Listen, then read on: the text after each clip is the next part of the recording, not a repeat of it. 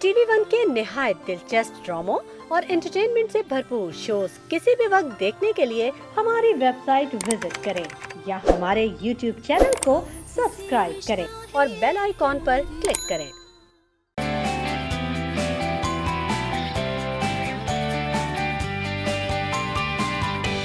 अस्सलाम वालेकुम Pakistan and a very good morning to all of you. आज की सुबह का आगाज़ इसी उम्मीद के साथ करते हैं कि आप सब लोग खैरियत से होंगे। हैंड्स पाकिस्तान, इस नाम से हम सब बखूबी वाकिफ़ हैं। इनका मकसद है सेहत को बेहतर बनाना, तालीम को फ़रोग़ देना, गुर्बत के ख़ात्मे और कम्युनिटीज़ को बाइख्तियार बनाने के लिए समाजी इदारों को तरक्की देना। इसी मौजू पे बात करने के लिए हमारे साथ आज मौजूद हैं हैंड्स पाकिस्तान के chief executive doctor Sheikh Tanveer Ahmed साहब। अस्सलाम वालेकुम। वालेकुम सलाम। कैसे हैं आप डॉक्टर साहब? अल्हम्दुलिल्लाह जी, बहुत शुक्रिया कि आपने मुझे मौका दिया आज कुछ बताने का यहाँ पे। प्लेजर साहब, ऑलवेज।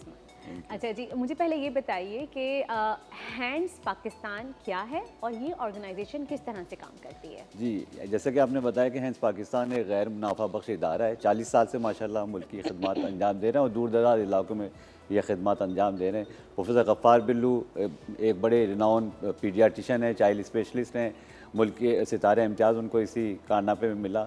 उन्होंने ये इदारा कराची से शुरू किया था जो अब पूरे मुल्क के तूल अर्ज़ में फैल चुका है। इसकी तो कोई 33 के करीब ब्रांचेज हैं, 33 बड़े शहरों में।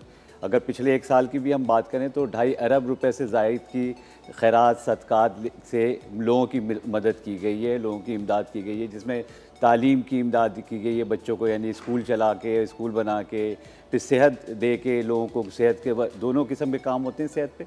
वर्कर्स के कम्युनिटी बेस्ड वर्कर के ज़रिए भी काम होता है, जिसे हम मारवी वर्कर कहते हैं, और अस्पतालों के ज़रिए भी काम होता है। तकरीबन 16-18 लाख मरीज़ों का मुफ्त इलाज होता है हर साल इन 35 अस्पतालों और 4000 कम्युनिटी बेस्ड वर्कर के ज़रिए। स्कूल जो हमारे तकरीबन 1100 के करीब स्कूल हैं, जिसमें 1.5 लाख से ज़ायद बच्चा जो हर साल ग्रेजुएट होता है। अगर हम इसकी बात करेंगे रोज़गार देने की, गुर्बत मिटाओ प्रोग्राम की, तो एक interest free micro credit program है, कोई 20 करोड़ से ज़ायद का, जिसको तकरीबन हर साल जो है 5 से 10 हज़ार लोगों को गैर मुनाफा बख्श जो है कर्ज़े दिए जाते हैं और उससे अपना रोज़गार बना लेते हैं। इसी तरह मॉडल कम्युनिटीज़ बनाने में काम हो रहा है कि 25,000 मॉडल विलेजेस बनाए जा रहे हैं, जिसमें पानी की निकासी आपका भी काम है, घर भी बना के दिए गए हैं। पिछले 10 सालों में हमने कोई 80,000 ख़ानदानों को 1 रूम शेल्टर बना के दिए, एक कमरे का घर बना के दिए। तो ये अल्लाह का करम है कि लोगों की बड़ी मदद है, सपोर्ट है, और हम ये बड़े काम माशाल्लाह कर रहे हैं। माशाल्लाह से ये भी एक बड़ी बात होती है कि अल्लाह ताला भी कुछ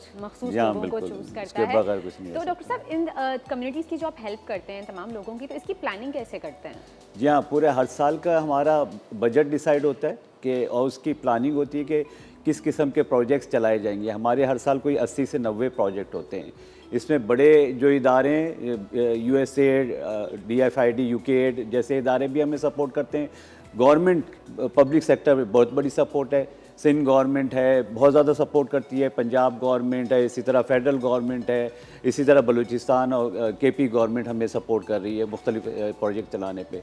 तो ये सारे प्रोजेक्ट्स मिल के हम पूरा प्लान करते हैं। फिर उसकी हेड ऑफिस हमारा कराची में, यहाँ पे पूरा प्लान बनता है। फिर डिस्ट्रिक्ट लेवल पे, ज़िले लेवल पे हमारे एक मैनेजर होते हैं हर डिस्ट्रिक्ट के लिए, उसको एग्जीक्यूटिव मैनेजर कहते हैं। उनको ट्रेनिंग दी जाती है, उनको स्टाफ को, कि किस तरह एग्जीक्यूट करना है। फिर हम यहाँ से मॉनिटरिंग करते हैं सारा, क्योंकि IT बेस है, पूरा इंफॉर्मेशन कम्युनिकेशन और टेली कम्युनिकेशन का पूरा सिस्टम बना हुआ है, तो हर चीज़ रिकॉर्ड होती है। एक एक पाई का हिसाब है। आप हमारी सारी की सारी ऑडिट रिपोर्ट अपने वेबसाइट पे देख लेंगे। तो हर शख्स को, चाहे वो 5,000 रुपये भी मिले हों, तो वो हैंड्स के पास रिकॉर्ड में आता है कि किस तरह ही मिले, और उसका NIC क्या था, उसका फ़ोन नंबर क्या है, वो उसका घर कहाँ पे है, उसका एड्रेस क्या है। तो दूर दराज पिछले साल हमने कोई 16,000 विलेजेस में अपना काम किया। अच्छा, और सिर्फ कोविड की बात कर लें, और पिछले साल का जो बारिश का फ्लड आया था, उसमें कोई हमने 82 करोड़ रुपए का माशाल्लाह रिलीफ का काम किया है। तो ये एक बहुत बड़ा माशाल्लाह काम है जो लोगों के ताउन से, और एक बहुत बड़ी टीम है इसकी। हमारे 10,000 के करीब प्रोफेशनल स्टाफ है पाकिस्तान में। तो वो सब मिलके काम करते हैं, तो बड़े आराम से ये काम अब सिस्टमेटिक हो गया है। सही है, चलिए, तो बहुत अच्छी बात है। अच्छा, मैं एक सवाल पूछना चाहूँगी आपसे कि और बहुत सी ऐसी NGOs भी हैं जो यही काम कर रही हैं, लोगों की हेल्प करना, तालीम को फ़रोग़ देना, लेकिन हैंड्स पाकिस्तान उन तमाम NGO से मुख्तलिफ कैसे है? जी, हम इसलिए बहुत ज़्यादा मुख्तलिफ हैं कि हम एक तो बहुत कम शहरी इलाकों में हमारा काम है और दूर दराज और देही इलाकों में हमारा बहुत ज़्यादा काम है। और दूर दराज इलाकों में काम करना बहुत चैलेंजिंग है, लेकिन हमारे क्योंकि इसकी एक्सपर्टीज़ हो गई है और हम 2 किस्म के काम करते हैं। एक तो कम्युनिटी डेवलपमेंट का, जैसे मैंने बताया कि हम 25,000 कम्युनिटीज़ को डेवलप करके एक मॉडल कम्युनिटीज़ जिसमें ये बुनियादी हुकूक जिनकी मैंने बात की उनको वहाँ पहुँचा के करना चाहते हैं।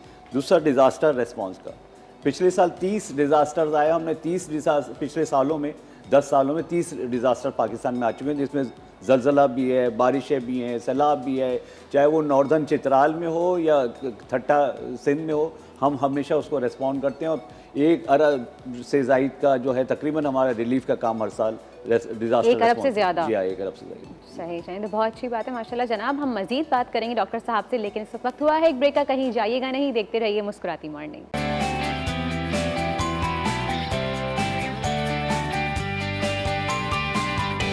Once again good morning. हमारे साथ मौजूद हैं डॉक्टर शेख तनवीर अहमद साहब, जिनसे हम बात कर रहे हैं हैंड्स पाकिस्तान के बारे में।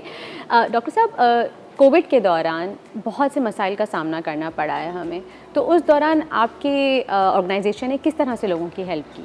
जी हाँ, एक तो जैसे मैंने बताया हम दूर दराज के इलाकों में काम करते हैं, तो सबसे पहले तो ये हुआ था कि कोविड में सब लॉकडाउन लग गए, तो हमें स्पेशल एनओसीज़ फिर हुकूमत पाकिस्तान ने दिया है हेल्थ और एजुकेशन में, और दूसरी पंजाब हुकूमत ने भी और केपी हुकूमत ने, कि हमारी गाड़ियाँ और स्टाफ मूवमेंट कर सकता था विद ऑल दी प्रोटेक्शन। तो सबसे पहले तो हमने स्टाफ को प्रोटेक्ट किया, उनके पीपीईज जो हैं प्रोटेक्शन पर्सनली प्रोटेक्टिव जो है इक्विपमेंट दिए गए उनको, ताकि वो अपने आप को सेव कर सकें, मास्क और सैनिटाइज़र और ट्रेनिंग सोशल डिस्टेंसिंग की। तो उसके बाद हमने आइडेंटिफाई किया, सबसे पहले अस्पतालों में उस वक्त मसला था, सरकारी अस्पतालों में ख़ास तौर पर। तो सरकारी अस्पतालों में जितने करंटाइन है, कोई 300 के करीब करंटाइन सेंटर सिंध में और कोई 50 के करीब बलूचिस्तान में और 50 के करीब पंजाब में, हमने उनको सपोर्ट की, पीपीईज़ के प्रोटेक्टिव इक्विपमेंट दिए गए उनको, ताकि डॉक्टर्स को ट्रेनिंग दे दी गई। सबसे पहले सबके लिए नई चीज़ थी, हैंड वॉशिंग का उनको अरेंजमेंट कर दिया गया, सैनिटाइज़र दे दिए गए, मास्क दे दिए गए, फिर उनके पैरामेडिक्स को दी गई, और सैनिटरी वर्कर्स जो अस्पतालों में काम करते हैं, जो स्वीपर्स काम करते हैं, उनको भी बेचारों को प्रोटेक्टिव उनको सबसे ज़्यादा निगलेक्ट किया जाता है। वो सबसे ज़्यादा एक्सपोज हो रहे थे। सही। तो उनको तो तमाम क्वारंटाइन सेंटर में ये सारे सप्लाईज दिए गए। फिर हमने जैसे कोविड बढ़ा तो लॉकडाउन की वजह से बेरोज़गारी और भूख, जैसे हम बात कर रहे थे कि वो घरों में बहुत ज़्यादा हो गई ख़ास तौर पे, तो हमने कोई 25,000 लोगों को 3 महीने तक फूड डिस्ट्रीब्यूशन की सिंध में, साउथ पंजाब में और बलूचिस्तान में और केपी में, पेशावर और शांगला में।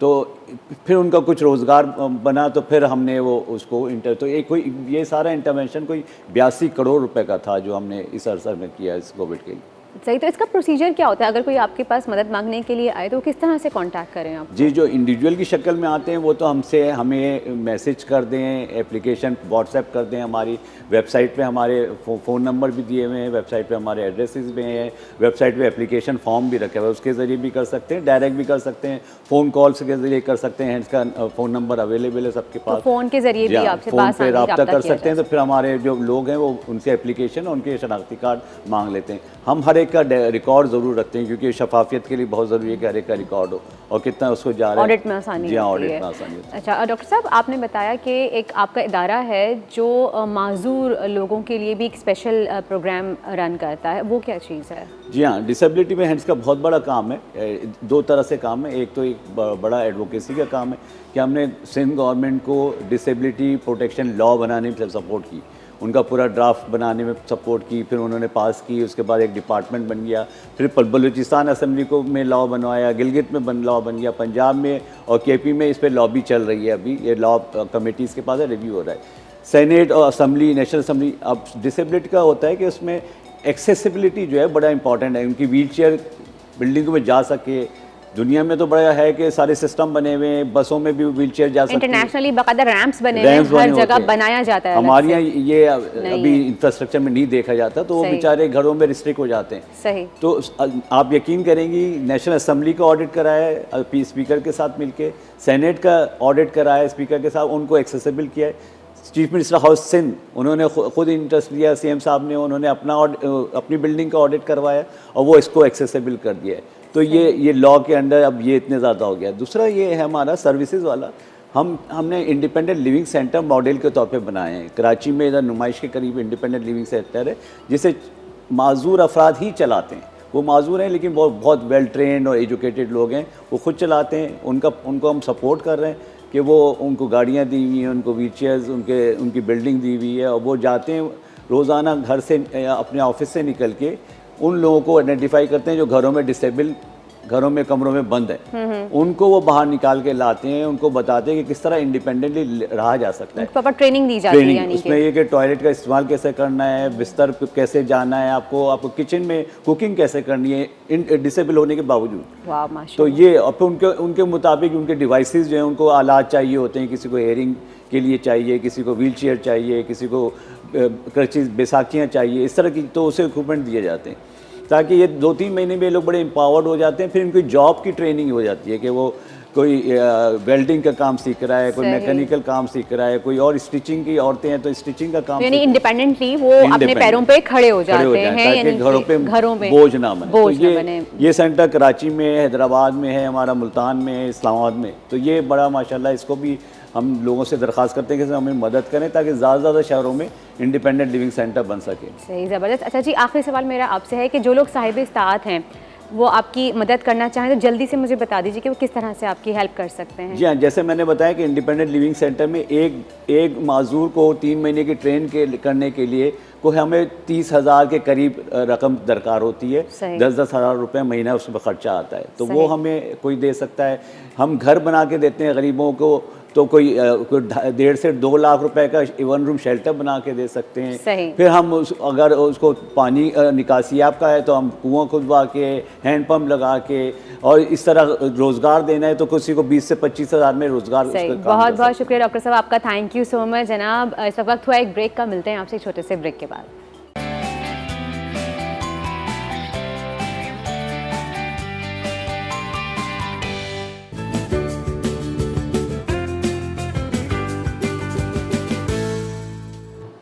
Welcome back after the break. और इस वक्त वक्त हुआ है कि हम थोड़ी सी फिटनेस पे बात कर लेते हैं। तो फिटनेस पे आजकल मैं कहूँगी, आजकल क्या हमेशा ऐसे होता है कि ख़वातीन या मर्द हजरात भी इतने कॉन्शियस हो जाते हैं अपने वेट को लेके, अपने अगर ओवर वेट भी हैं और अगर ना भी हैं तो भी वो इतने कॉन्शियस होते हैं अपने आप में कि वो सोशल गैदरिंग छोड़ देते हैं, सोशलाइज नहीं होती, या कोई भी ड्रेस पहन रहे होते हैं तो वो कन्फ्यूज़ रहते हैं कि भाई हम इसमें मोटे लग रहे हैं या हम कितने बुरे लग रहे हैं। तो ऐसा क्यों होता है जना? तो इसी बारे में बात करने के लिए हमारे साथ मौजूद हैं आज की हमारी फिटनेस एक्सपर्ट आयशा मीर। अस्सलाम वालेकुम। वालेकुम अस्सलाम। कैसी हैं Ayesha? I am good, how are you? I am good as well, thank you so much. Ayesha, मुझे ये बताइए कि लोग इतना ओवर कॉन्शियस क्यों हो जाते हैं? वो वेट को लेके अपने इतना परेशान क्यों हैं? सी जब you know specially for women, I talk about women, हमारी सोशल प्रेशर भी बहुत होता है, यू नो कि ओ वेट बढ़ गया, मोटी हो गई है, यू नो अच्छा अभी यू नो कपड़े कैसे लग रहे हैं, तुम्हें light you know dark colour पहनने चाहिए, वन कलर पहनना चाहिए, may be you look good. तो हमें लोग भी जो हमारा सोशल प्रेशर है वो भी हमें कॉन्शियस करता है। But I being a fitness trainer and a women, I would say कि भाई आपने जो हैं आप उसमें खुश रहें। You know, be happy with whatever you are, whether you are fat, whether you are skinny or not skinny. बस ये होता है इसमें कि you know you have to be healthy, even if you're overweight, you have to be healthy. You know, this is what count. जब लड़कियां या कोई भी फिटनेस कोई प्रोग्राम शुरू करता है या जिम जाते हैं, उनके दिमाग में एक ही गोल होता है, जी हमें वेट लूज़ करना है, बॉडी बनानी है। This is your personal goal, that's fine. But you know, affecting your mental health because of that is not a good idea. तो आप इस you know हर एक का अपना गोल है, बट फिर भी you know ये होता है, मैं ये कहूँगी कि आप जब भी जा रहे हैं इस मेंटल फ्रेम के साथ जाएं कि जी मैं वर्कआउट करने जा रही हूँ या जा रहा हूँ और मुझे हेल्दी होना है और मुझे मेंटली एंड फिज़िकली हेल्दी होना है ताकि मुझे बीमारियाँ ना लगें, मेरे जॉइंट्स चलते रहें, मेरा जो है ऑर्गन्स अच्छी हेल्थ में रहें, मेरी बॉडी और यू नो बीपी और डायबिटिक के बहुत सारे इश्यूज होते हैं when you are not working out. यानी कि आप ओबेसिटी की तरफ ना जाएं, आप उसको मेंटेन रखें, राइट? और अगर आप ये सोच के जा रहे हैं कि फलाने ने मुझे कहा कि मैं मोटी हो रही हूँ और मैं मोटी हो गई हूँ, तो प्लीज़ इस तरह सोच के ना जाएं, क्योंकि वो आज अगर आपको मोटा कह रहे हैं और जब आप पतली हो जाएंगी तो बोलेंगी आय है तबीयत ठीक है तुम्हारी, सब खैरियत है घर में, इतनी पतली पतली हो क्यों गई हो हो रही तुम। हो, कोई सदमा लगा हुआ है? Yeah. ये भी चीजें होती हैं। तो कहते हैं ना कि कभी किसी को सुकून नहीं है तो कभी किसी के कहने पे ना जाएं, हाँ। अपने आप के बारे में सोचें। और अगर आप एक माँ हैं, आप एक बेटी हैं, आप एक बहू हैं, तो आप एक मॉडल को अपना परसेप्शन रख के नहीं हो सकती कि आपको 0 साइज होना है। हाँ। आप प्रॉपर हेल्दी होना चाहिए आपको, क्योंकि हाँ। आपको भाग दौड़ भी करनी है, आपको पूरा घर संभालना है। That may be your goal, that ultimately कि आपने 0 साइज होना है, may be you have like ideal body in your mind कि जी ये बॉडी है जिस पे मुझे ऐसा बनना है। हो सकता है कि आप वैसी शेप में ना आए बिकॉज आपकी बॉडी डिफरेंट हो सकती है उससे। सही। But you know this is good if you are you know targeting for that, but your first primary goal should be the health, mental and physical both. तो ये होना चाहिए। You know I have been through वर्दा, मैं you no जब मैं बहुत मोटी हो गई थी after my second child, I was like 86 kg. I was huge. You know, I was going in complex. Even though my in-laws, my husband, they were very supportive. They never said कि तुम मोटी हो गई हो. But you know, एक होता है आप शुरू से skinny थे. अंदर से खुद होता है। You know, ये क्या हो गया? And you know, and then एक time आया कि इसने मुझे physically affect करना शुरू किया. मुझे cervical pain, joint pain, you know. उस टाइम पे मुझे एनर्जी की ज़रूरत थी जब मेरे बच्चे छोटे थे और पता चला कि जी मैं खुद ही बेड पे लेटी हुई हूँ। Then I took control over the health और फिर मुझे ये था कि मुझे आहिस्ता आहिस्ता वेट लूज़ करना है। And Aahista Aahista weight lose करना, ये सबसे इंपॉर्टेंट बात है। Yes. और आपको प्रॉब्लम इसलिए शुरू हुई क्योंकि आप ओवरवेट, एक्स्ट्रा ओवरवेट हो गए। तो जनाब इस बारे में हम मजीद बात करेंगे आयशा के साथ, लेकिन इस वक्त है छोटे से ब्रेक का, कहीं जाइएगा नहीं, देखते रहिए मुस्कुराती मॉर्निंग।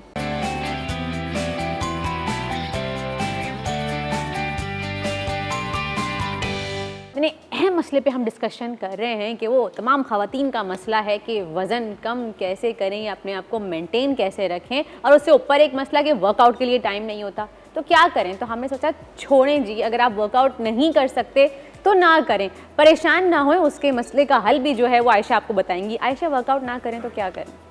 वर्कआउट ना करें तो जॉग या वॉक करें। मेरा ख्याल है कि सबसे पहले आप वॉक से शुरू करें, आपकी बॉडी अच्छी सी कंडीशनड हो, और फिर जॉग शुरू करें ताकि आपकी नी पे और आपकी एंकल पे कोई स्ट्रेन ना आए। सही। और इसके लिए तो यू नो आप अपनी कहीं पे भी वॉक कर सकते हैं, घर में वॉक कर सकते हैं, कहीं पे भी पार्क चले जाएं, बच्चों को लेके चले जाएं, नीचे चले जाएं। अगर आप अपार्टमेंट हैं, किसी घर में रहते हैं तो वो यू नो थोड़ा सा बड़ा होगा तो वहाँ पे वॉक कर लें। अगर अपार्टमेंट में भी आप हैं तो अपार्टमेंट के जो कॉरिडोर्स होते हैं वो बहुत अच्छे खासे Yes. लंबे होते हैं, आप वहाँ पे भी वॉक कर सकते हैं, आधे घंटे कर लें। हाँ, 25 से 30 मिनट्स तक आप वॉक कर लें। और जब आपको लगे कि you know you have reach to a point way you are not feeling tired और आपका हार्ट रेट ऊपर नहीं आ रहा, तो आप you know 2-2, 3-3 minute every day increase करते जाएं। फिर एक पॉइंट आएगा, 45 मिनट्स तक पहुंच जाएंगे। अब जाहिर सी बात है इतना ज़्यादा तो लंबा नहीं कर सकते, फिर आप इंटेंसिटी इंक्रीज़ कर दें। एग्जैक्टली मैं यही पूछना चाह रही थी आपसे आयशा कि वॉक करने का भी तरीका होता है। लोग कुछ बड़े स्लो टहल रहे होते हैं आराम से, यूं यूं, और ये भी वॉक करते हैं। इंटेंसिटी किस तरह से होनी चाहिए, क्योंकि कहते हैं कि आपके हाथ भी प्रॉपर ऐसे मूव होने चाहिए, तो थोड़ा सा एक्सप्लेन करेंगे। इनिशियली तो आई वुड से कि आप अपने नॉर्मल पेस पे वॉक करें, ठीक है। आपकी बॉडी उस लेवल पर आ जाएगी कि आपको जब आप यू नो थोड़ा सा अग्रेसिव वॉक में जाएंगे तो वो हर्ट नहीं होगी। तेज कदम लेने चाहिए थोड़े। हाँ, एक तो यू नो इंटरवल में कर लें, वो बेहतर है। आपने वॉक की, हल्की हल्की जॉग कर ली। फॉर एग्जांपल आपने 1 मिनट वॉक की, आपने 30 सेकेंड्स आपने जॉग कर लिया, उससे आपका हार्ट रेट आएगा, वॉक उसको मेंटेन रखेगा। जैसे आप जॉग करेंगे हार्ट रेट ऊपर आता जाएगा और वॉक उसको मेंटेन रखेगी। तो इंटरवल में कर लें। बहुत ईजी टाइमर आते हैं, सबके मोबाइल्स में होते हैं, वो कर लें। और स्टॉप वॉच यूज़ कर लें, कुछ भी कर लें, या आपने स्टेप काउंट कर लें। You know mentally you will be engaged and physically. अब तो स्मार्ट वॉचेस आ गई, सबके पास स्टेप्स इजीली काउंट्स कर सकते हैं, तो कितने स्टेप्स करने चाहिए हमें दिन में? जो वॉच की तरफ से रेकमेंडेड है वो 10,000 a day step, but you know that is not workout. हाँ, that is not workout, that is like active lifestyle, not sedentary lifestyle कि आप सिर्फ काउच पे बैठे नहीं हैं पूरा दिन, यू नो खा नहीं रहे। You are active, you know you are doing house chores, आप किचन में जा रहे हैं, बाहर आ रहे हैं, इधर जा रहे हैं, बच्चों को पिक करने जा अच्छा, रहे हैं। Including all that. ये 10,000 स्टेप्स हैं कि you no it shows that you have a healthy lifestyle and active lifestyle, but this is not workout.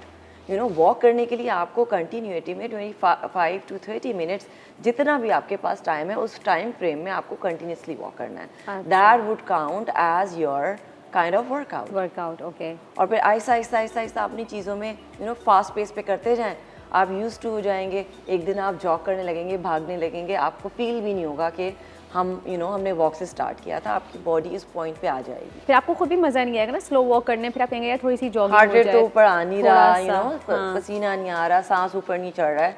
And then आपकी जब आपका हार्ट रेट ऊपर आता है, आपका सांस बहुत तेज़ से फूलता है, तो आपकी जो है एंडोर्फिन्स भी रिलीज़ होते हैं आपकी ब्रेन से, तो वो हैप्पी हार्मोन्स कहते हैं, विच मेक्स यू हैप्पी।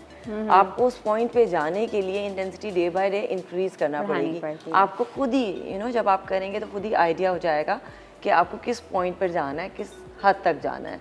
जिस तरह मेरे पास जो लड़कियां वर्कआउट करती हैं, आजकल विंटर वेकेशंस हैं, क्लासेस ऑफ हैं, तो आई ऑलवेज सजेस्ट देम, भाई नहीं करें workout, you need to do walk, that is it. और वॉक करें, although they know how to work out, but still I won't recommend, because उनके सर पे कोई नहीं है to check the posture and things like that. सही। So it's better, it's safe to walk than working out at home for the women who don't know how to work out. सही, तो अपने घर में ही वॉक कर लें, अपने corridor में कर लें, छत पे कर लें, अपार्टमेंट में नीचे कर लें, कॉरिडोर्स में कर लें, जहाँ दिल चाहे आप इजीली वॉक कर सकते हैं। बट कंटिन्यूटी में करें कि ये मेरा वॉक का टाइम है, मैं इस टाइम पर वॉक कर रही हूँ। और इसमें इम्पॉर्टेंट चीज़ ये भी है कि आप you have to see, if you're doing it for weight loss, it's better to eat like 1 hour before maybe, or 45 minutes before, and then start walking. थोड़ा सा stomach empty होगा तो you'll enjoy your walk.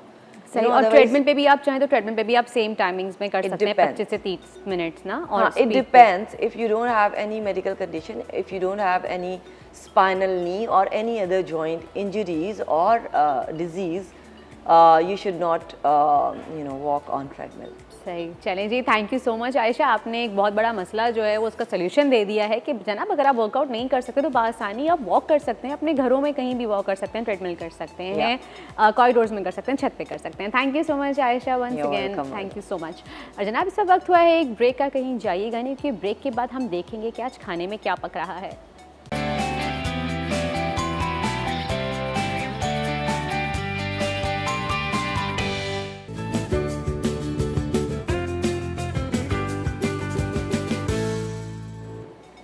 जी जनाब, वापस आ गए हैं हम break से, और ये क्या है मैं पूछूंगी जाके मुनीज़ा से कि हम जहाँ बात करते हैं वर्कआउट की, वॉक करने की, वहाँ मुनीज़ा आ जाती है और बनाती थी मज़े मज़े के खाने कि हम सारी फिटनेस को भूल जाते हैं। ऐसा क्यों होता है? तो आइए चल के पूछती हूँ मुनीज़ा से। अस्सलाम वालेकुम मुनीज़ा। वालेकुम अस्सलाम। कैसी हैं आप? अल्हम्दुलिल्लाह। आप हमारा वर्कआउट और हमारी डाइट ख़राब कर देती हैं, ऐसा क्यों है? देखिए, आप वर्कआउट भी करें, डाइट भी करें, लेकिन खाना भी तो एंजॉय करें ना यार, खाना भी तो ज़िंदगी की ज़रूरत है। पोर्शन कंट्रोल करें, एतदाल के साथ खाएं, और जो है ज़रूरी नहीं कि एक साथ 2-3 बंदों का खाना।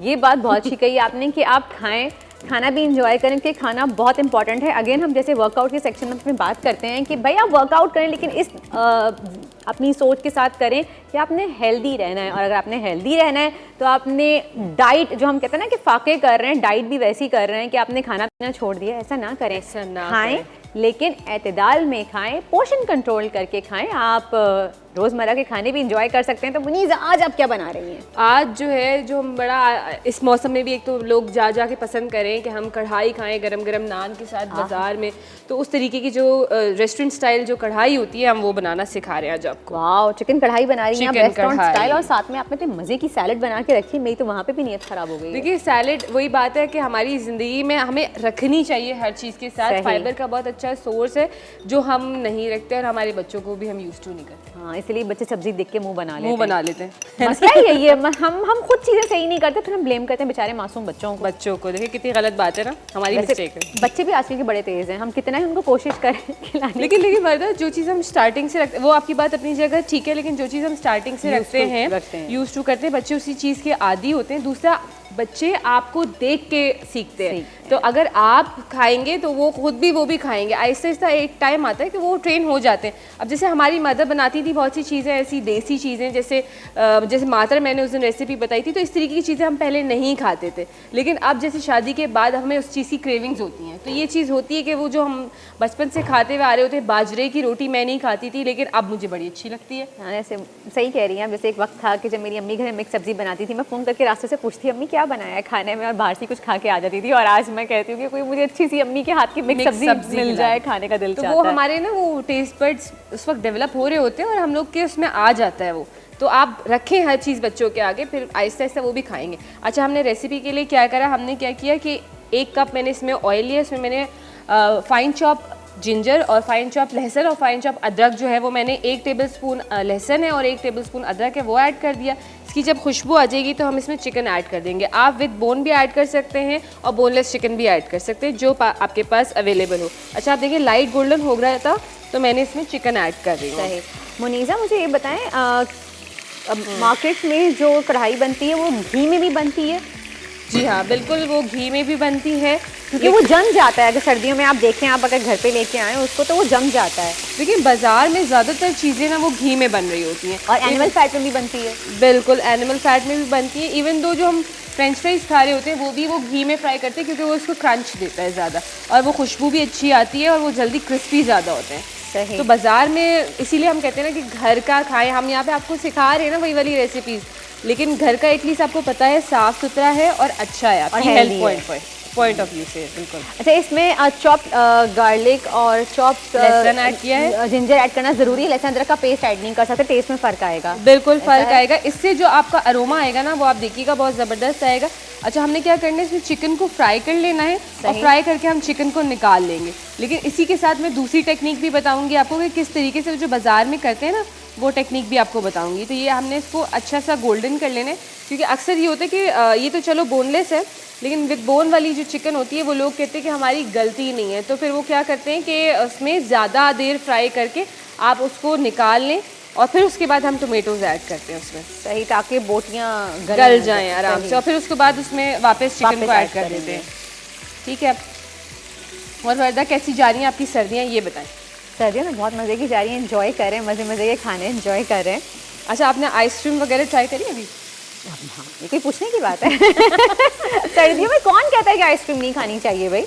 वो मैं कहती हूँ और ज़्यादा क्रेविंग होती है। मैं तो अभी परसों बैठ के ना गोला खा के आई हूँ जाके, मुझे इतना अच्छा लग रहा था। वो एक तो सर्दी थी उस दिन बहुत ज़्यादा, और फिर वो डंडी वाला गोला, ओए होए। सुबह में मैं क्या क्या इनको याद दिलाती हूँ, देखे क्या याद दिलाते हैं? ये रिस्क मैं ले लेती हूँ वीकेंड्स पे, ताकि बीमार हो तो दवा खा के सही हो जाओ। हाँ, नहीं, देखो जब आप सोचेंगे ना ज़्यादा बीमार होने का, अब ऐसे हमारे ना मेरे इस वक्त सख्त हो चुके हैं तो कुछ नहीं होता इंशाल्लाह। अब मुनीज़ा क्या करेंगी इसमें, क्विकली बता दें। अच्छा, इसमें जो है मैंने कहा था ना मैं 2 तरीके से बताऊंगी। एक तो आपने चिकन फ्राई करके निकाल लिया और बाद में ऐड कर दी। मैंने टोमेटोज़ को इस तरीके से हाफ कर लिया था। ठीक है, ये हम ऐड करेंगे। अब आपके जहन में सवाल आ रहा होगा कि इसकी स्किन और ये किस तरीके से होगा, तो ये इसको हम थोड़ा सा कवर करेंगे, तो जो हमारे टोमेटोज़ की स्किन है ना वो हट जाएगी इजीली, सॉफ्ट हो जाएगी, तो आप उसकी स्किन उतार लेंगे। निकाल कितने टमाटर डाल रही हैं आप? मैं हाफ केजी मैंने चिकन लिया, हाफ केजी टोमेटो। हाफ के चिकन में हाफ के टमाटर। मुनीज़ा, आप अपना ये प्रोसीजर जारी रखिए। जनाब, हम लेते हैं छोटा सा ब्रेक। कहीं जाइएगा नहीं, देखते रहिए मुस्कुराती मॉर्निंग।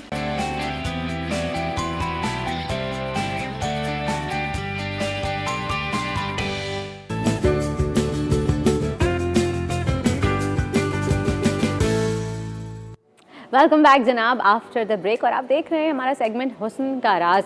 और आजकल लोग हुस्न पे कुछ ज़्यादा ही फोकस कर रहे हैं, क्योंकि शादियों का सीज़न चल रहा है। लेकिन एक तरफ मसला ये भी हो रहा है कि जब आप सर्विसेज के लिए सैलून्स जाते हैं या आप मेहंदी लगवा के वापस आते हैं, तो फिर आपको सामना करना पड़ता है ख़तरनाक किस्म की एलर्जीज़ का। या तो स्किन ड्राई हो जाती है, एलर्जी हो जाती है। अगर आपने हेयर डाई लिया है तो आपके स्कल पे इचिंग शुरू हो जाती है, या फिर हेयर फॉल एकदम से ज़्यादा बढ़ जाता है। तो ये तमाम मसाइल का सामना हमें क्यों करना पड़ रहा है, इस बारे में बात करने के लिए हमारे साथ मौजूद है डर्मेटोलॉजिस्ट डॉक्टर जावेद आलम। अस्सलाम वालेकुम। वालेकुम सलाम। कैसे हैं तो आपका शो बहुत अच्छा जा रहा है। अरे थैंक यू। बहुत मज़ा आता है अब देखने में। लोग वरना नए शो को सोचते थे कौन है, एकदम रुकने लगे हैं शो पे। It's wonderful, keep it up. अच्छा देखें, अब शादियों का सीज़न है, बहुत अच्छा सीज़न है। हर आदमी चाहता है कि इसमें नेचुरली ग्लो करे और बेहतर से बेहतर सर्विसेज ले। लेकिन एक चीज़ का ध्यान रखें देखिए इतने सारे ब्यूटी पार्लर्स बन गए हैं, इतने सारे एस्थेटिक क्लिनिक्स बन गए हैं, मार्केट भी बहुत ज़्यादा है, क्रीम्स भी 50 आ गई हैं। आप जाते हैं काउंटर पे, समझ में नहीं आता है कौन सा मॉइस्चराइज़र उठाऊं, कौन सा लोशन उठाऊं, कौन सी क्रीम उठाऊं, क्या लगाऊं। हर आदमी पैनिक में और कंफ्यूज्ड है। सबसे पहले तो जहन में रखें कि जब आप ट्रीटमेंट करवाने जा रहे हैं, जैसे हम ब्लीच करवाने जा रहे हैं या वैक्स करवाने जा रहे हैं, स्पेशली जो दुल्हन हैं, ब्राइड्स हैं, वो ख्याल रखें। देखें इस मौसम में ड्राई हो जाती है स्किन। जब स्किन ड्राई हो जाती है, नॉट ओवर द हमारा गला भी ड्राई हो रहा होता है, खांसी शुरू हो जाती है, स्किन ड्राई होती है, हमें एलर्जीज, खारिश शुरू हो जाती है। इसी तरह फेस की स्किन भी ड्राई हो रही होती है, एक्सेसिव ड्राई हो रही होती है।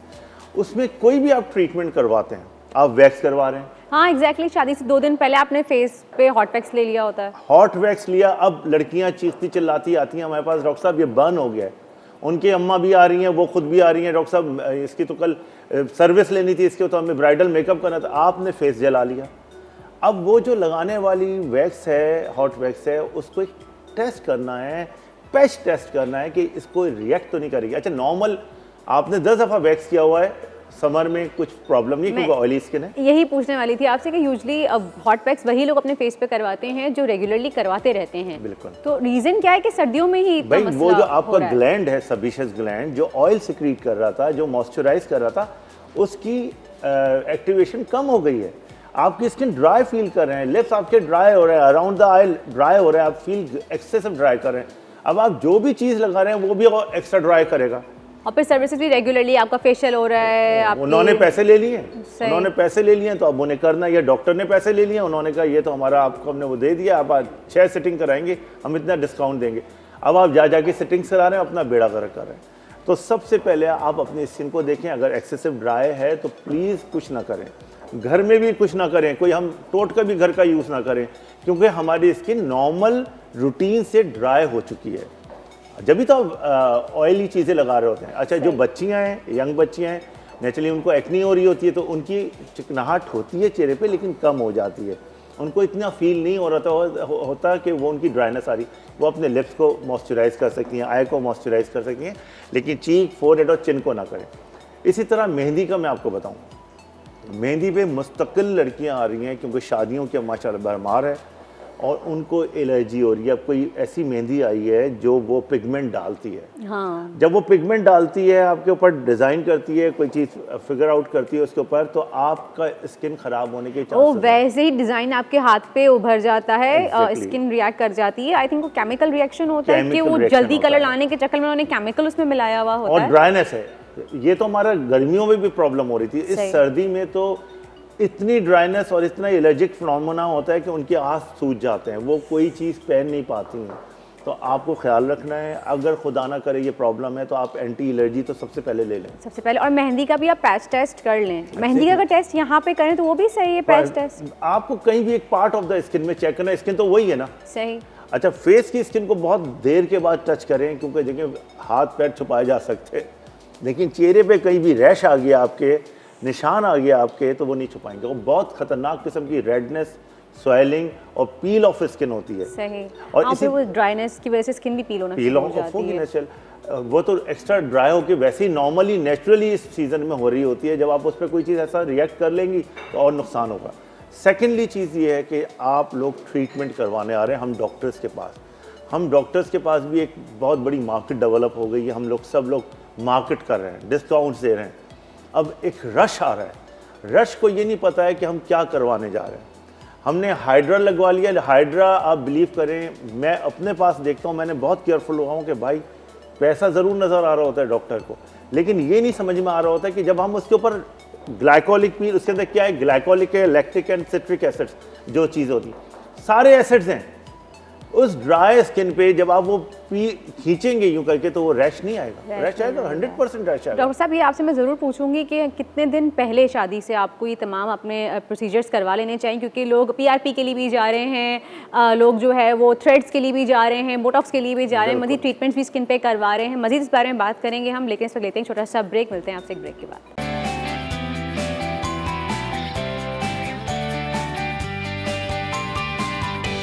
Welcome welcome back after the break. तो आइए चल के देखते हैं कि हमारी चिकन कढ़ाई कहाँ तक पहुँची है। मुनीज़ा, कहाँ तक पहुँची चिकन कढ़ाई भाई? अच्छा जी, मैंने क्या किया कि हमारे टोमेटोज़ आपके सामने ऐड किए थे, उसकी स्किन सॉफ्ट हुए, उसकी स्किन हटा ली मैंने, ठीक है, चिमटे की मदद से, और उसके बाद उसको इसी चम्मच से मैंने मैश कर लिया। ठीक है, अब मैं इसमें तमाम मसाले ऐड करूँगी, जिसमें तमाम मसालों में जारी है लाल मिर्च। अच्छा, आप मिर्ची अपने हिसाब से कम ज़्यादा कर सकते हैं।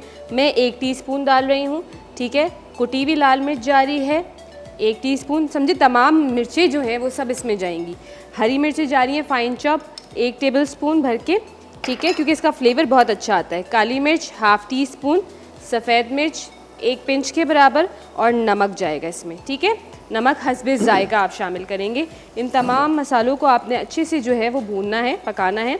जब हमारा ऑयल सेपरेट हो जाएगा तो समझे हमारी कढ़ाई तकरीबन तैयार हो जाएगी, ठीक है। सही। अच्छा, इसके अलावा बाकी इसमें और कोई मसाले डालेंगे मुनीज़ा? बिल्कुल, आखिर लास्ट में मैं बिल्कुल इसमें ऐड करूँगी जब हमारा ऑयल सेपरेट हो जाएगा। तो आखिर में मैं इसमें गरम मसाला 1 tablespoon, lemon juice 1 tablespoon, chaat masala 1 tablespoon add करूँगी, और हरे धनिया और हरी मिर्च से हम इसको गार्निश कर देंगे। चलें, आप अब पकाइए, जब तक फिर हम आते हैं। डॉक्टर साहब, आपको कढ़ाई पसंद है? बहुत पसंद है, और इस मौसम में आय हाय कढ़ाई और इस मौसम में वैसे ही मजा आता है इन चटपटी चीज़ों का। चीज़ें बहुत अच्छी लगती हैं ना, Exactly, और ये इतनी स्पाइसी। सारी चीजें बता रही हैं, ये तो नेचुरली अच्छा, मुंह में पानी है? मुंह में पानी आता अच्छा, है। आप बनाते हैं? मैं नहीं बनाता हूँ, मेरी बेगम बहुत अच्छी बनाती अच्छा, है बहुत कढ़ाई। अच्छा बनाती हैं। चलो, मुझे भी फिर बहुत तो अच्छा बनाती हैं, और पढ़ाई भी बहुत अच्छा बनाती हैं। इसका मतलब है वो कामयाब बीवी है। हाँ, माशाल्लाह माशाल्लाह। चलें, आपने उनको सर्टिफिकेट दे दिया। हाँ, माशाल्लाह, बिल्कुल। चलें डॉक्टर साहब, एक खाना पीना तो होता रहेगा कि जब खाने की बात आती है हम इस तरफ ही डाइवर्ट हो जाते हैं। लेकिन मुझे आप ये बताइए डॉक्टर साहब कि अभी हम बात कर रहे थे कि लास्ट मोमेंट पे ख़वातीन जो हैं वो अपने ट्रीटमेंट्स कराने जाती हैं, सैलून्स जाती हैं, तो कितने दिन पहले हमें फिलर्स या कोई ट्रीटमेंट लेना है, कोई हाइड्रा फेशियल लेना है, या कोई बोटॉक्स करवाना है, या हेयर ट्रीटमेंट लेना है, तो कितने दिन पहले करवाना चाहिए? देखें, फेस बहुत सेंसिटिव चीज़ है। सबसे पहले जो डॉक्टर बैठा हुआ है ना, जो ट्रीटमेंट देने वाला बैठा है, वो थोड़ा सा ऑनेस्ट हो जाए। हमें ऑनेस्ट होना पड़ेगा कि हम उसे गाइड कर सकें। देखो, बच्चियां आती हैं, उनकी माएँ आती हैं, घर वाले आते हैं, बड़े आते हैं कि भाई हमारे फिलर डालना है। मैं सबसे पहले पूछता हूँ, ओकेजन तो नहीं है आपका? सही। उन्हें बताना चाहिए डाउन टाइम कितना है, कब उसकी हीलिंग है, क्योंकि जब आपने फिलर डाला, यहाँ पे एक जेल डाली, इंजेक्ट की, उसका ब्रूज भी आ सकता है, उसका रिएक्ट भी हो सकता है। हर आदमी का अपना एक, हर इंडिविजुअल का अपना रिएक्शन है।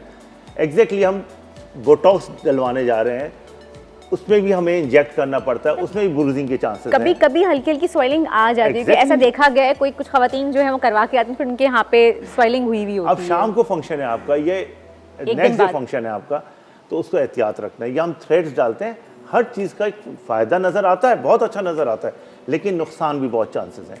इसी तरह बच्चियाँ जो शादियाँ हैं जिनकी, उन्हें मेहंदी भी लगवानी है, उन्हें वैक्स भी करवाना है, नेचुरली उन्हें गाइड करनी है एक पॉलर वाली कि मुझे सर्विस देनी है, तो वो बच्ची जाएगी, उसे सर्विस लेनी है। अब उसको देखना है उसकी एक्नी कहाँ खड़ी है, एक्टिव एक्नी तो नहीं है, माइल्ड है, मॉडरेट है, सीवियर एक्नी है। अब आप अननेसेसरी अपने पैसों के लिए उसको सर्विस देने के लिए, जिस दिन उसका ओकेजन है उसका मुंह उसका ख़राब हुआ होगा, या हमने डॉक्टर्स ने किसी ट्रीटमेंट दे दिया, लेज़र करानी है, जैसे हेयर रिमूवल लेज़र होता है। लेज़र्स नेचुरली लाइट है, हीट है, उसकी अपनी ब्रूजिंग होती है, उसका एक्स्ट्रा डाउन टाइम होता है।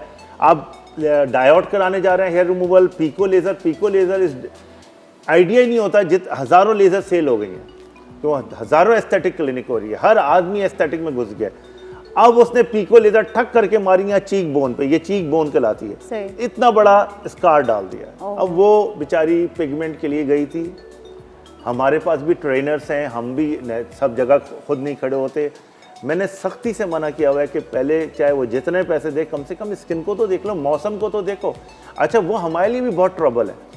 वो जाएगा घर, अगर खुदा ना करे उसको रिएक्ट हुआ है, सबसे पहले वो फ़ोन करेगा, सारी रात हमें तंग करेगा कि ये क्या कर दिया, और उसका फंक्शन ख़राब हो जाएगा। तो आप खुद भी जाएं, उनसे पूछें मेरा ये फंक्शन है, मेरा ये ओकेजन है, शाम को आप एक दिन के बाद कर लें। वो लोग मोल निकलवाने आते हैं, तिल निकलवाने आते हैं, कॉटरी करवाने आते हैं, या CO2 लेज़र करवाने आते हैं। लेज़र से फ़ायदे हैं, वहाँ नुकसान भी है। तो कितने दिन पहले करना चाहिए डॉक्टर साहब? देखें, एक हफ्ता, 10 दिन? लेज़र्स वगैरह के लिए तो आप 15-20 डेज कम से कम। और बाकी ट्रीटमेंट्स के लिए आप वैक्स करवा रहे हैं, आप ब्लीच करवा रहे हैं, उसको कम से कम हफ्ते 1.5 हफ्ते पहले आपके पास, क्योंकि आपके पास चांसेस ये होंगे खुदा ना करेगा कोई चीज़ रिएक्ट हो गई है, तो हम डॉक्टर के पास जाके वो उसको ट्रीट करें, Recover 3-4 करवा डेज में वो ट्रीटमेंट दे सके, एंटी एलर्जी दे दे, कोई क्रीम दे दे उसे, कोई बेटनोवेट क्रीम वगैरह दे दे या फ्यूसिडिन दे दे, फ्यूसिक्लॉड दे दे कि वो हील अप हो जाए। सही, यानी कि एक हफ्ते में एटलीस्ट आपके पास चांसेस Exactly, होते हैं, सेफ exactly. साइड होते हैं। जनाब एक कॉलर मौजूद है हमारे साथ, हमारे रेगुलर कॉलर हैं याहिया। हेलो, अस्सलाम वालेकुम। वालेकुम सलाम, कैसी हैं वर्दा? बिल्कुल ठीक है याहिया, आप कैसे हैं? अल्हम्दुलिल्लाह, डॉक्टर साहब को सलाम हो। डॉक्टर साहब तो यकीन करें कि मैं जब भी डॉक्टर साहब को देखता हूँ just like look like a hero, और यकीन करें कि माशाल्लाह इतने गुड लुकिंग आदमी, इतने अच्छे वेल स्पोकन आदमी है, दोनों तरीके से हम बड़ा इम्प्रेस होते हैं इनसे। अच्छा डॉक्टर साहब, मुझे सवाल आपसे ये करना है कि एक तो ये देखिए हम मर्द हजरात के हमें जो हमारी एड़ियां फट जाती हैं हमें, और ये क्रैक्स आ जाते हैं स्किन पे बहुत सारी, जैसे मेरी हार्ड स्किन है तो मुझे बहुत सारी क्रीम सूट नहीं करती, और वो मुझे उसके लिए एक तो प्रिवेंटिव केयर क्या करनी चाहिए और उसकी कौन सी क्रीम यूज करनी चाहिए। दूसरा ये कि मैं एक सवाल जो बड़ा इंपॉर्टेंट है, जो मैंने एक डॉक्यूमेंट्री देखी थी वो BBC पे, horrible effect of cosmetic surgeries, यानी कुछ लोगों ने अपनी सर्जरीज कराई, वो बजाय खूबसूरत होने के और उनको परेशानी हो गई और वो बदसूरत भी हो गया, उनके मतलब बहुत उन्होंने इफेक्ट हुआ उसको।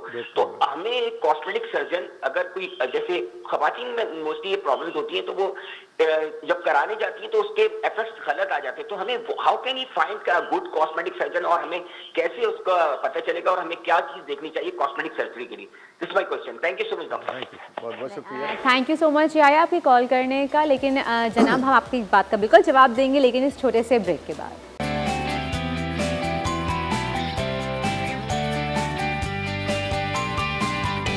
जी जनाब, वापस आ गए हैं हम ब्रेक से, और ब्रेक पे जाने से पहले हमारे कॉलर ने कुछ सवालात किए थे डॉक्टर साहब से, तो डॉक्टर साहब आप प्लीज़ उनके जवाब एक्जिमा का पूछ रहे थे।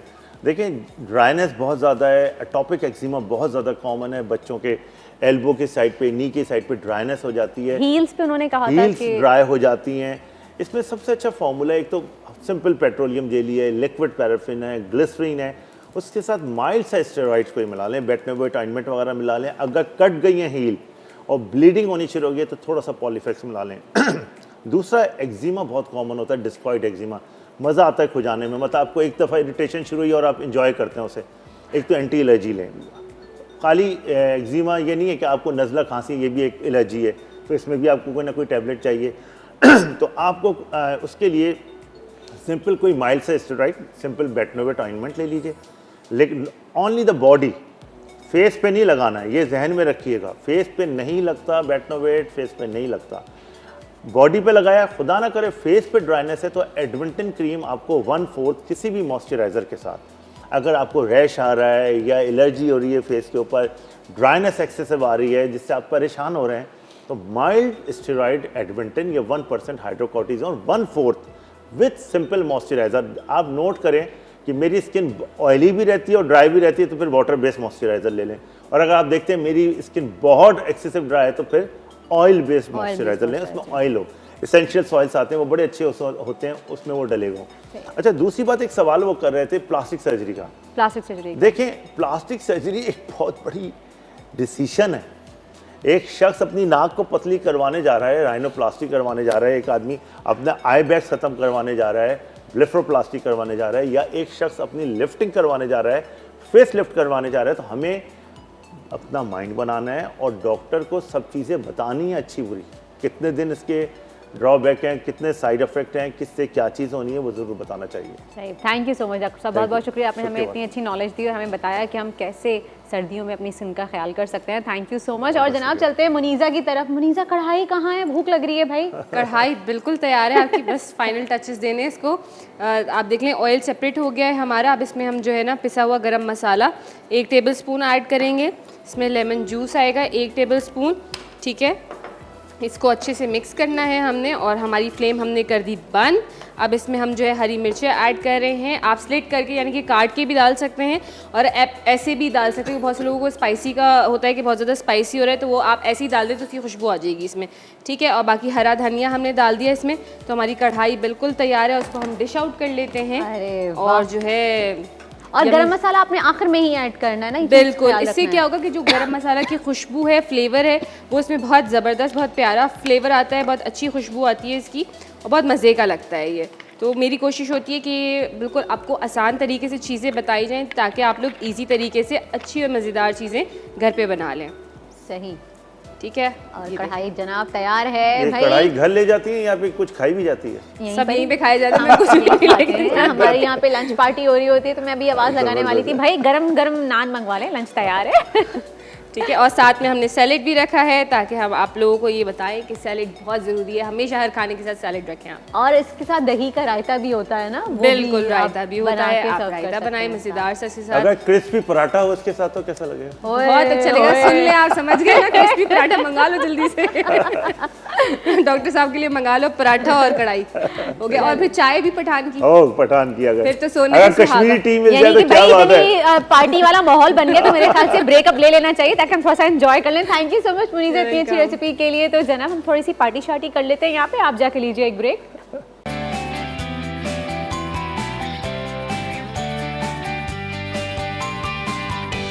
वेलकम बैक जनाब आफ्टर द ब्रेक। आप देख रहे हैं मुस्कुराती मॉर्निंग, और अब हम लेके आए हैं आपके लिए एक ऐसा इम्पॉर्टेंट टॉपिक जो मैं कहूँगी कि हर 10 में से 7 या 6 घरों में ये मसला होता है। और ये मसला क्या है? ये मसला वो है जब हम अपने बच्चों को कंपेयर करते हैं दूसरे बच्चों के साथ, और हमें नहीं पता चलता कि ये हमारे बच्चों की क्रिएटिविटी, हर बच्चा हर एक दूसरे से अलग होता है, हम उनकी क्रिएटिविटी को मार देते हैं, ख़त्म कर देते हैं। ऐसा क्यों करते हैं? इस बारे में बात करने के हमारे साथ मौजूद है साइकोलॉजिस्ट किरण जावेद। अस्सलाम वालेकुम किरण। वालेकुम अस्सलाम। कैसी हैं आप? अल्हम्दुलिल्लाह। किरण, टॉपिक तो आपने आज का सुन ही लिया है, आपको पता है कि आज हम बात करें, तो मुझे बताएं कि हम ऐसा क्यों करते हैं? क्या ये बात सही है इस तरह से करना कि किसी बच्चे को आप कह रहे हैं कि देखो तो अपना कमरा कितना गंदा रखते हो, और फलां बच्चे को देखो इतनी सफाई रखता है, क्या ये सही है तरीका?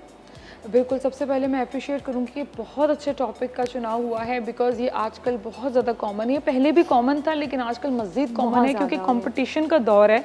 तो माँ बाप भी चाहते हैं कि हमारे बच्चे दूसरों से आगे निकलें, ताकि हम एज अ माँ बाप दूसरे माँ बाप के आगे ज़्यादा फ़ख्र से फील कर सकें, देखें हमारा बच्चा। तो आपने देखा कि साइकी क्या है, पेरेंटल साइकी है, क्योंकि वो दूसरे पेरेंट्स के साथ कम्पीट करना चाहते हैं, जिसकी वजह से बच्चों को भी इस दबाव में डालते हैं कि तुम भी आगे करो ताकि मैं कहीं कह सकूं कि मेरा बच्चा तो इसमें यूं है और यूं। तो फिर बच्चों पे प्रेशर आता है, फलाने को देखो वो कितना आगे जा रहा है, तुम्हें कितना आगे जाना है। सो डेफिनेटली ये प्रेशर बिल्ड करता है बच्चे के अंदर, बच्चे की अपनी सलाहियतों को ये मध्यम कर देता है, क्योंकि बच्चा जो समझता है मैं कर सकता हूँ वो शायद एक्सेप्टेबल नहीं है माँ बाप के लिए। वो चाहते हैं कि मैं वो करूँ जो दूसरा करता है। सही, अगर कोई बच्चा आर्ट में जाना चाहता है तो पता नहीं क्यों हमारे यहाँ उस चीज़ को बहुत बुरा समझा जाता है कि ये इसमें तो कोई स्कोप ही नहीं है, और उस चीज़ को वो ख़त्म कर देते हैं कि वो बच्चा फिर छोड़ देता है उस क्रिएटिविटी को अपनी। बिल्कुल आपने सही कहा, क्योंकि अक्सर आपने सुना होगा कि बच्चा ये बनना चाहता है, वो बनना चाहता है, बट पेरेंट्स कहते हैं नहीं, हमारे दो तीन शोबे बहुत ज़्यादा कहे जाते हैं कि एग्जैक्टली डॉक्टर बनना है, या टीचर बनना है, पायलट बनना है, या इंजीनियर बनना है, या फोर्सेज में जाना है। तो बच्चे ने अगर आर्ट लेना तो आर्ट को तो समझेंगे कि आर्ट तो कुछ भी नहीं है, जिस तरह सॉरी टू से बट कहा जाता है जैसे नालायक होते हैं तो वो आर्ट में चले जाते हैं। हाँ बिल्कुल एग्जैक्टली आपने सही पॉइंट उठाया है कि जो नालायक होते हैं वो आर्ट में जाते हैं। तो ये एक रॉन्ग कॉन्सेप्ट है। बच्चे का इंटरेस्ट देखिए, उसकी सलाहियतें, स्किल्स, जो वो कौन सी फील्ड में बेहतर करना चाहता है, उसी में जो सक्सेस लेगा वही उसकी अपनी इनर सेटिस्फेक्शन होगी, और वो उसी में अचीव करता करता बहुत आगे निकले। किरण आपने बिल्कुल सही कहा, मैंने खुद ऐसे बच्चे देखे हैं जो मैं कहूँगी गॉड गिफ्टेड होते हैं। बाज़ लोग होते हैं बच्चे ऐसे जिनकी स्केचिंग इतनी अच्छी होती है, आउटस्टैंडिंग होती है कि हमें लगता है कि शायद इन्होंने सीखा हुआ है, मगर वो सीखा हुआ है, उनमें एक सलाहियत होती है, टैलेंट है, वो एक टैलेंट होता है। और या फिर कोई सिंगिंग अच्छी करता है, किसी में टैलेंट होता है, तो वो माँ बाप उस चीज़ को एक्सेप्ट नहीं कर पाते। या अगर कोई बच्चा इंजीनियर यूनिवर्सिटी में पढ़ रहा है और किसी माँ बाप से बात हो रही, किसी दूसरे पेरेंट से बात हो रही, तो कहेंगे जी हमारा बच्चा तो एनईडी में पढ़ रहा है, अच्छा जी हमारा बच्चा तो फलाने यूनिवर्सिटी में पढ़ा, तो उसमें भी उनको एम्बैरेसमेंट महसूस होती है। तो ऐसा क्यों है? देखिए वही मैंने आपसे कहा ना, आपने जो ये स्टेटमेंट्स यूज़ किए, हमारा बच्चा तो एनईडी में, हमारा बच्चा तो नस्ट में, हमारा बच्चा तो आर्मी मेडिकल कॉलेज में, तो मतलब हमारा बच्चा, पेरेंट्स की कहीं ना कहीं खुद की सेल्फ इस्टीम लो है। सही, पेरेंट्स खुद कहीं ना कहीं कमतर फील करते हैं, और ख़ुद को अपतर फील करने के लिए या वन अप फील करने के लिए वो सारा, क्योंकि खुद उस टाइम पर कुछ कर नहीं पाए किसी भी वजूहात से, कोई भी रीजंस हो सकते हैं, तो वो सब चीज़ें कॉम्पनसेट करना चाहते हैं बच्चों के थ्रू। अब ये कुछ करें, ठीक है, एक तरह से ठीक है कि माँ बाप की ख्वाहिशात होती हैं, ठीक है, लेकिन प्लीज़ इस बात का ध्यान रखना चाहिए कि साथ बच्चों की भी ख्वाहिशात, विश, इंटरेस्ट, स्किल्स, उनका क्या चाहत है, उसको भी मद्देनज़र रखते हुए मशवरे के साथ आप उनका करियर या उनकी फील्ड या जो भी वो कुछ करना चाहते हैं किसी भी चीज़ में, उस चीज़ का चुनाव करें। तो किरण, आपको क्या लगता है कि अगर इस प्रेशर के साथ बच्चा पढ़ाई करता है, चाहे वो ओ लेवल्स का हो, ए लेवल्स का हो, तो क्या बच्चे के मार्क्स पे असर पड़ता है, उसकी परफॉर्मेंस पे असर पड़ता है जब वो इस प्रेशर के साथ पढ़ रहा होता है? बिल्कुल पड़ता है। मैं आपको बताऊं कि जो जहनी दबाव है, प्रेशर, वो कहाँ से आएगा? अगर आपको कांस्टेंट एक चीज़ पे कहा जाए तुम्हें ये करना है, तुम्हें ये करके लाना है, तुम्हें स्ट्रेट 5 A's लेने हैं इन सब सब्जेक्ट्स में, अगर ओ ए लेवल्स की बात करें, या इतने तुम्हें ये लेना है, इससे कम तुम्हें आना नहीं है, तो अभी बच्चे ने परफॉर्म नहीं किया, अभी बच्चे ने टेस्ट दिया नहीं, लेकिन पहले से ही उसको एंजाइटी, सो ये एंजाइटी, बेचैनी और ये घबराहट कि पता नहीं मैं कर पाऊँगा कि नहीं कर पाऊँगा, और ये स्टेटमेंट क्या देता है? कॉन्फिडेंस लो की निशानी है कि पता नहीं मैं कर पाऊँगा कि नहीं कर पाऊँगा। और फिर माँ बाप का रिएक्शन क्या होगा? तो खौफ भी आ गया। सो अगर मेरे मार्क्स कम आ गए तो डांट पड़ेगी, मार पड़ेगी, एम्बैरेसमेंट होगी। बिल्कुल, केसेस सुने होंगे आपने, बच्चे ने रिजल्ट के बाद खुदकुशी कर ली या करने की कोशिश की, बहुत रेयर है, रिपोर्ट नहीं होते, लेकिन कुछ रिपोर्ट भी हो जाते हैं, वो दबाव से, जहनी दबाव से, तो साइकोलॉजिकल इश्यूज आने शुरू हो जाते हैं। और सबसे बड़ी बात, बच्चे की अपनी आइडेंटिटी कहीं ना कहीं लूज़ हो रही होती है कि मैं जो चाहता हूँ वो इतना वर्थफुल नहीं है, वो इतना वैल्यूएबल नहीं है, जो मेरे माँ बाप चाहते हैं या जो जिससे वो कंपेयर कर रहे हैं उसको वो देखना शुरू हो जाता है, उससे अपने आप को कमतर फील करने लग जाता है। किरण, इसके बरक्स अगर देखा जाए तो कुछ बच्चे ऐसे हो जाते हैं कि अगर उनके मार्क्स कुछ कम आ जाए तो वो रोना पीटना शुरू कर देते हैं, उनको पैनिक अटैक्स तक मैंने देखा है आ जाते हैं। एग्जाम से एक दिन पहले बच्चों को पैनिक अटैक्स आ रहे होते हैं। तो क्या ये भी इसी वजह से होता है कि पहले आप बच्चे को इतना एक्सट्रीम पे लेके जाते हैं कि तुम्हें अपना स्टैंडर्ड यहाँ रखना है, और अगर जब बच्चे के मार्क्स कम आना शुरू हो जाए तो वो पैनिक अटैक्स की तरफ चला जाता है? देखिए, इसमें दोनों सूरत हाल हो सकती है, बच्चे की खुद की भी और माँ बाप का प्रेशर भी। लेकिन जो बच्चे की खुद की है ना, वो भी कहीं ना कहीं इसी तरह से आ रहा है कि या तो पेरेंट्स ने कहा होगा या टीचर्स ने या आसपास कंपटीशन का कहीं ना कहीं जहन में था, तो बच्चे ने अपने आप को बस उस क्राइटेरिया पर देखना है, और उसको कहीं ना कहीं लग रहा है कि मैं अगर उस क्राइटेरिया पे नहीं पहुंचा तो ये हो जाएगा, वो हो जाएगा, तो नेगेटिव थॉट्स की ट्रेन चलने शुरू हो जाती है, and that gives panic attack. क्योंकि anxiety, too much negative thoughts leads to anxiety, anxiety gives a panic attack। अगर एक्सट्रीम पे चले जाए, नॉट ऑलवेज, ओवर थिंकिंग में बच्चे चले जाते हैं, ओवर थिंकिंग में चला जाए तो ये सब चीज़ें, और फिर ज़ाहिर साथ दबाव भी है, पढ़ना भी है, याद भी करना है, टेस्ट में भी प्रिपेयर होना है। समटाइम्स तो ऐसे हो जाता है कि कल पेपर है, शायद मैं दे ना पाऊँ, बच्चे एक दिन पहले हॉस्पिटल जा रहे हैं, ड्रिप लग रही है उनको, या पेपर में ब्लैंक हो जाते हैं, सब याद किया था, रिवीजन किया था, बच्चा ब्लैंक हो गया, कह रहे पता नहीं मैं क्यों ब्लैंक हो गया, मैंने सब याद किया, रिवीजन किया, इसीलिए कि मेंटल प्रेशर की वजह से। और ज़रूरी नहीं है किरण, मैं आप लोगों से कहूँगी, ज़रूरी नहीं है कि भाई डॉक्टर का बेटा डॉक्टर ही हो या डॉक्टर की बेटी डॉक्टर ही बने,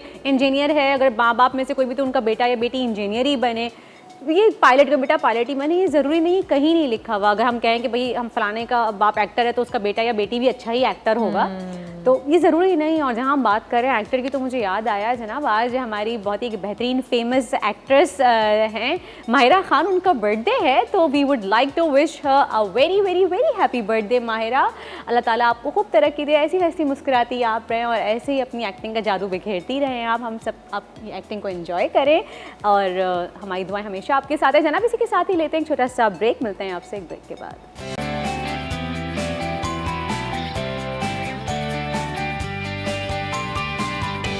वेलकम बैक जनाब। आफ्टर द ब्रेक हम बात कर रहे हैं बच्चों के कंपैरिजन पे। कंपैरिजन करना बच्चों में कहाँ तक उनकी सलाहियत को ख़त्म कर देता है। किरण, हम बात जैसे ब्रेक में भी कर रहे थे कि कुछ पेरेंट्स ऐसे होते हैं जो बच्चों को इतना ज़्यादा एम्फेसाइज कर देते हैं कि पढ़ो पढ़ो पढ़ो पढ़ो। कोई अगर काम करने जा रहे होते हैं, बच्चे खेलने कूदने जा रहे होते हैं या हल्की सी शरारत कर लेते हैं, तो फ़ौरन एक आवाज़ आती है ज़ोरदार, किताबें लो, पढ़ने बैठो। तो क्या पढ़ना इतना ज़रूरी है बच्चों के लिए कि हर वक्त पढ़ते रहें, फिर थोड़ी सी खेल कूद, अदर एक्टिविटीज़ भी होनी चाहिए? देखिए, लाइफ में हर चीज़ का बैलेंस होना बहुत ज़रूरी है। एक तवाज़न रहे तो लाइफ बहुत अच्छी गुजरती है एक इंसान की। ये बात माँ बाप को भी समझना बहुत ज़रूरी है। बट क्योंकि बच्चे इनिशियल स्टेजेस पे पढ़ाई, स्कूलिंग, उसके बाद कॉलेज और फिर यूनिवर्सिटी, तो ये सब चीज़ों का एक बच्चों का फेस चलता है। तो पेरेंट्स का बस यही होता है कि हम कमा रहे हैं और लगा रहे हैं, फीसें दे रहे हैं, तो बच्चे को बस पढ़ना पढ़ना पढ़ना पढ़ना ही चाहिए, जो कि पढ़ना itself is a good thing, studies हैं। लेकिन जब मैंने बैलेंस और तवाज़ुन की बात की, तो इसका मतलब है साथ साथ दूसरी चीज़ों को भी एक क्वालिटी के साथ लेके जाया जाए कि पढ़ाई के भी टाइमिंग्स हैं, इसके अलावा खेलने के भी टाइमिंग्स हैं, उनकी हॉबीज़ पूरी करने की, उनकी अपनी क्रिएटिविटी और सलाहियतों को जो वो एक हाईलाइट करना चाहते हैं या उसको जारी रखना चाहते हैं, ज़िंदा रखना चाहते हैं, उसका भी एक अलग से बच्चों को टाइमिंग दीजिए, फैमिली टाइम होना चाहिए। But all the time study study study study study, तो फिर बच्चा भी जब अपने शेल में बंद हो जाता है तो लेटर ऑन जाके फिर कहीं ना कहीं माँ बाप शिकायत करते हैं, ये तो फिर निकलता नहीं घर से बाहर, ये तो हम फैमिली में बैठता नहीं है, ये तो जो है सोशलाइज नहीं करता है, ये तो बस अपने कमरे में ही रहता है। कब के बाद फिर किताबी कीड़े का भी किताबी कीड़ा बन गया है, दे दिया जाता है, यू नो। फिर डिफरेंट केसेस में डिफरेंट सिनेरियोज आने लग जाते हैं और फिर माँ बाप को शिकायत दूसरी तरीके से होने शुरू हो जाती है लेटर लाइफ में। अच्छा, बच्चों में और फिर पेरेंट्स में भी एक डिस्टेंस, एक गैप आ जाता है कि जिसकी वजह से वो अपनी तमाम बातें, तमाम तकलीफ जो है वो अपने माँ बाप से शेयर नहीं कर सकता, फिर आगे चल के हमें प्रॉब्लम्स का सामना करना पड़ता है। तो आप देखिए बुनियाद कहाँ से शुरू हो रही है, बुनियाद आप ही डाल रहे हैं बच्चों को मुस्तकिल पढ़ाई पढ़ाई पढ़ाई में लगा के। किरण मुझे ये बताइए, बाज़ दफ़ा ऐसा होता है कि हर बच्चे में, किसी बच्चे में कोई ना कोई वीकनेस होती है, चाहे किसी भी चीज़ को लेके वो XYZ, तो बार बार उस बच्चे को उस वीकनेस का ताना देना क्या सही है कि हाँ you are good for nothing, तुमसे तो उम्मीद ही यही थी कि तुम ऐसे करके आओगे? क्या ये बच्चे की मेंटल हेल्थ पे, उनकी साइकी पे कितना असरअंदाज होता है? देखिए, एक इंसान के अंदर अच्छाइयाँ हैं तो बुराइयाँ भी हैं, ठीक है, गुड एंड बैड एग्जिस्ट एक साथ, ठीक है। लेकिन क्योंकि बच्चे हैं और बच्चे होते हैं हेल्पलेस, पावरलेस, और वो पूरे डिपेंडेंट होते हैं बड़ों पर, ठीक है। तो बड़ों के पास अथॉरिटी आ जाती है कि वो किसी भी तरह अपनी अथॉरिटी को मिसयूज़ करके उनको ताने दें, सरकाज़म यूज़ करें, तंज करें, सुनाएं, उनकी इस बात को यूज़ करते हुए उनसे दूसरे काम करवाएं। तो ये अच्छी स्ट्रैटेजी बिल्कुल भी नहीं है, ये बच्चे के अंदर रॉन्ग मज़ीद पैदा करती है। बच्चे में जो बुराइयां हैं या खामियां हैं, बुराइयां तो नहीं, लेकिन देखिए हर किसी में शॉर्ट कमिंग्स और खामियां होती हैं, कोई ना कुछ होता है, उनको भी हाईलाइट करना ज़रूरी है, जस्ट इस तरीके से और इस तरीके से ख्याल से कि बच्चा जो है वो उस पर लेसन ले, काम करे, ताकि उसको बेहतर बनाए, ना कि उसको लेते हुए शेम फील करे और अपने आप को कमतर फील करे, ठीक है। क्योंकि हम सब के अंदर कोई ना कोई शॉर्ट कमिंग्स हैं, वीकनेसेस हैं, हम सबको ही, सिर्फ बच्चों को नहीं, हम सबको ही अपने वीकनेसेस को इस तरीके से लेना चाहिए कि उस पर काम करें, उससे सीखें और उनको चेंज करें पॉजिटिविटीज़ में। ऐसे कि अल्फाज हम सुनते हैं कि हाँ तुमसे तो यही उम्मीद थी, तुमने तो ये तोड़ना ही है, फॉर एग्जाम्पल कि तुमसे तो यही उम्मीद थी, ये वर्ड, ये बहुत पॉइजनस वर्ड है, ये बहुत जो है, ये स्टेटमेंट जो है वो पूरी टॉक्सिक स्टेटमेंट है। इसलिए क्योंकि बच्चे को आप वो बता रहे हैं कि देखो तुमसे यही उम्मीद थी, तो बच्चा कहीं ना कहीं अनकॉन्शियसली लाशुरी तौर पे समझने लग जाता है कि मैं तो करता ही ऐसा हूँ, मुझे ऐसे ही करना है, अब मैं जाऊँगा तो मैं गिरूंगा, क्योंकि हमेशा से सुना है तुम तो कहीं कभी सीधा चल ही नहीं सकते, तुम्हें तो गिरना ज़रूरी होता है, तो कहीं लाशूर में बैठ जाता है। बच्चा बड़ा भी हो गया, प्रेजेंटेशन के लिए आया, किसी इंटरव्यू के लिए आया, तो ठोकर खा के गिर गया और फिर एकदम सॉरी करके उठ गया। तो कहीं ना कहीं देखिए, हमें ये बात समझ में नहीं आ रही, but this is true, psyche में कहीं ना कहीं ये चीज़ें बैठ जाती हैं क्योंकि बार बार इंडोर्स करके स्क्रिप्ट्स बिठा दिए जाते हैं। सही। मज़ीद किरण इस बारे में हम बात करेंगे, लेकिन इस वक्त हुआ है एक ब्रेक का, लेते हैं छोटा सा ब्रेक।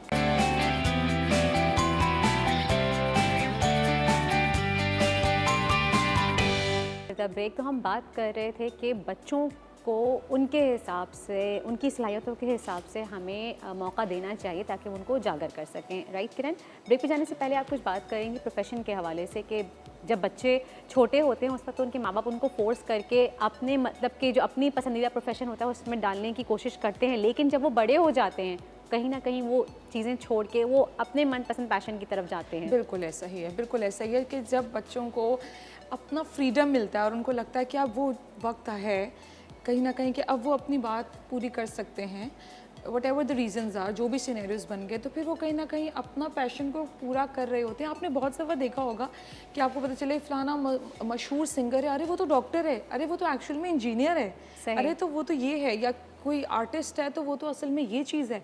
तो फिर हमें लगता है कि उस टाइम पर दो चीज़ें, तो वो ही पर्सनालिटीज़ हैं जिनका कहीं ना कहीं ये पैशन अंदर से क्रिएटिव होना और उस चीज़ पर जो है फोकस करना कहीं ना कहीं वो रह जाता है, डिप्रिवेशन होती है, तो वो बाद में फुलफिल करते हैं जब उनको अपनी इंडिपेंडेंस हासिल होती है। बिल्कुल सही, और मौका मिलता है। बिल्कुल सही। थैंक यू सो मच किरण, बहुत बहुत शुक्रिया, आपने हमें बताया कि हमें ऐसा नहीं करना चाहिए। मैं पेरेंट्स से ख़ास दरख्वास्त करूँगी कि प्लीज़ आप समझिए कि आपके बच्चे का पैशन क्या है और उसी पैशन को उसका प्रोफेशन बनाने दीजिए, और यकीन जानिए जब पैशन प्रोफेशन में कन्वर्ट होता है तो आपके बच्चे को कामयाब होने से कोई नहीं रोक सकता, और तमाम माँ बाप यही चाहते हैं।